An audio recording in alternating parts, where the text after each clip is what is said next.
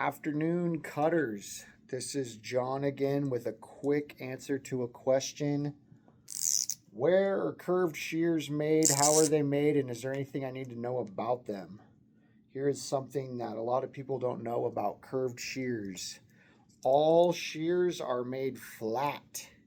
And when your shear is made flat, after that, it is then curved. So, just so you know, every time you have a shear, it's designed flat, then curved. Now I want to go over the different types of curves that you have. You have subtle curve, where the shear is just barely curved, right? Has just this little tiny curve to it. Then you have a regular curved shear, and that's going to have a little bit more of a curve that starts down here at the pivot and it curves through the whole length of the shear. The subtle curved shear is going to be kind of straight and then have like a little curve at like in the end, so it's just slightly curved. Regular curve, and then you're going to have a super curve where the shear is actually really exaggerated and curved like more than you would think. Then you're going to have your like radical curve where the tip of the shear is actually almost like facing the other direction completely.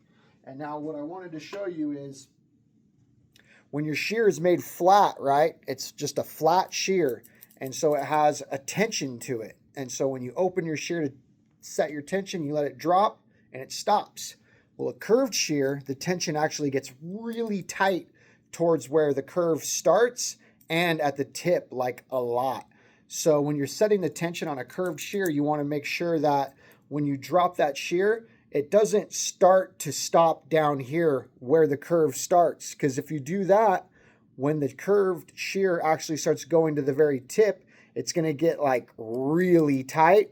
And what's going to happen is that shear isn't really going to line up, and the two cutting edges are going to be so far apart from each other, and there's going to be so much geometry coming into play that it actually will not cut at the tips very well. And so some people notice that, and then what they do is they crank down their shear that's curved to make the tips work because they think that that's how it works. Usually on a curved shear, it's going to make the tip work even less. On a straight shear, it'll actually might make it work a little bit better because you're taking the set in the shear and you're colliding it a lot harder. Curved shear, the looser it is, the more you can control how that shear's two edges and apexes are colliding through the stroke. So I like to set a curved shear to a spot where when you let it drop, it's not there because that's right where the curve is. I like to set it a little bit looser so that when you let it drop, it starts to get up here closer to the tip. And even there, because that's a flat spot where the shear is there, it's kind of like a flat spot. After that, it's going to blow out the geometry and the tips, it's not going to work very well. So I go even a little bit looser than that. And I want it to actually go all the way to the very end like that. So it's almost at the end of the shear. I almost like it to be about right in that spot right there. And that is going to be a little bit different for all shears and all shear manufacturers, but just remember this.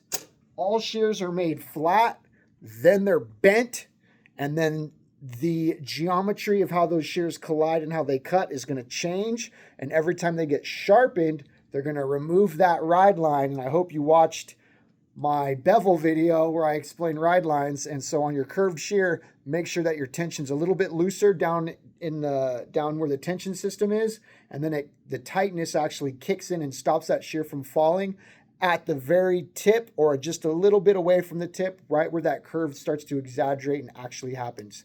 So here's another tidbit from John. Curved shears, any questions, let me know. Apparel just came in on my website. Check it all out. Thank you.